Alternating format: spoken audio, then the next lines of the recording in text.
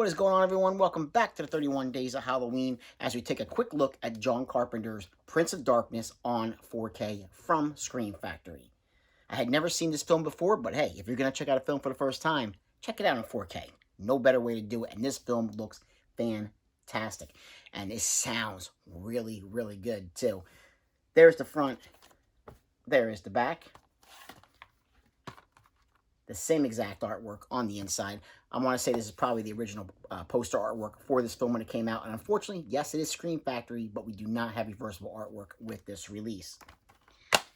We have our Blu-ray, and we have our 4K disc with Mr. Donald Pleasance on there.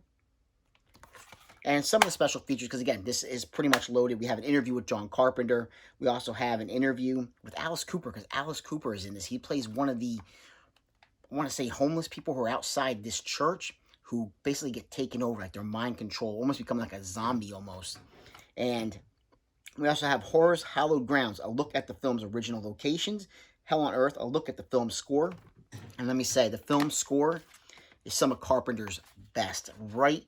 Because the audio, right from the beginning, the audio is just booming. Like and it catches you. There is this, I mean, and it goes on for a good, I want to say almost 10 minutes. Like this background music, for the opening of this, and it's eerie. I get almost like a Big Trouble in Little China feel from it, but almost on a creepier, creepier level.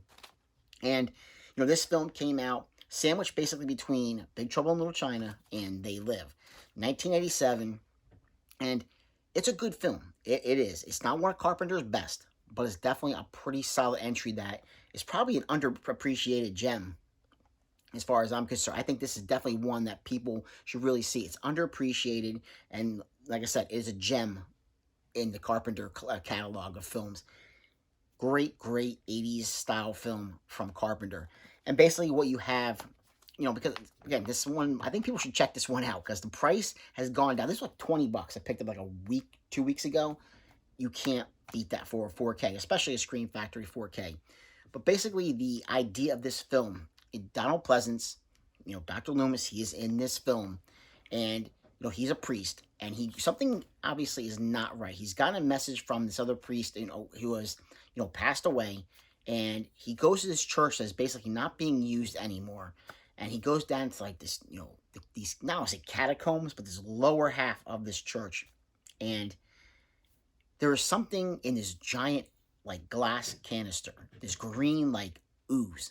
And basically is the essence of evil itself. It is like a liquefied version of the devil himself.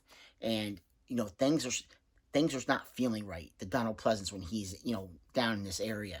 So he calls on a scientist friend of his, played by Victor Wong. Victor Wong was in Big Trouble in Little China. And, you'll see other characters too. There's another character in the film. I can't think of his name off the top of my head, but he was in Big Trouble in Little China. He played Jack Burton's friend in the film. So, you have basically, he calls on his friend who's a scientist, he's a professor, and he brings all these other college students who are going to, over the weekend, they're going to set up and they're going to see exactly what is going on. Check out, the energy that's coming off this thing. Now, these kids, they have no idea, these college students, they have no idea what is going on. But pretty quick, they find out something is not right, that this thing is just pure evil. And some of them are taken over. Of course, on the back of the package, it does say that, like the zombies. But they're not traditional zombies. Their mind is controlled, and they're basically just possessing other people. They're spewing this green liquid out of their mouth, and if it gets inside your mouth, you're going to become one of them. And that's basically what it is throughout the film. Till our survivors, who we have left, they have to figure out how are we going to stop, because you have this this jar that with all this stuff is basically brought into this one room where this girl is sleeping. Because earlier in the film, she bumped into a piece of equipment. She got this mark on her arm. The devil basically marked her as, being like a vessel to, house something. Something is going to happen. And, towards the end of the film, you see her. She starts like changing her face. She starts like mutating almost. It's really kind of creepy. Practical effects are done pretty well in this film.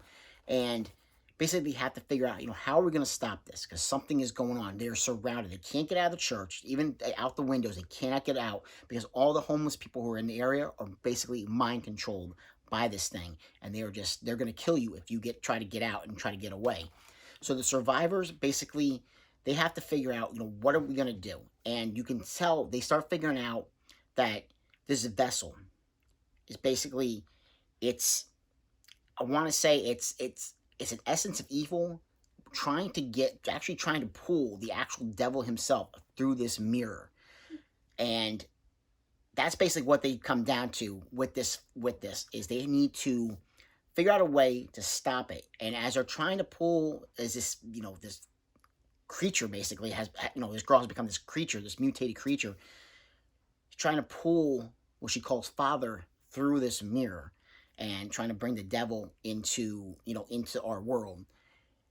But Donald Pleasance, again, he's not in the film a lot, but when he is, he's definitely there, and you definitely, feel his presence. But he does, well, at the end of the film, you have one of these students, basically, again, if you haven't seen this film, stop right now, because now I'm going to spoil how this film does, in fact, end. One of the girls who are, one of the survivors, and not many people still left alive, she sacrifices herself and pushes this girl who is mutated in through this mirror, sacrificing herself, and then Donald Pleasance throws an axe, breaks the mirror, basically sealing the devil back inside, but this girl also cannot get back, back through. And, at the end of the film, Donald Pleasance, he even said, he's being, because he does get injured at the end of the film, and he, as he's being taken out, he says to, to his friend, he's like, I did it. I saved the world. Like a very selfish thing that Donald Pleasance goes and says in the film, even though he's a priest and he's there to, try to help everybody. It's just a thing that he says, not recognizing that this girl sacrificed herself to go. She's the real hero because she went and sacrificed herself to save everybody.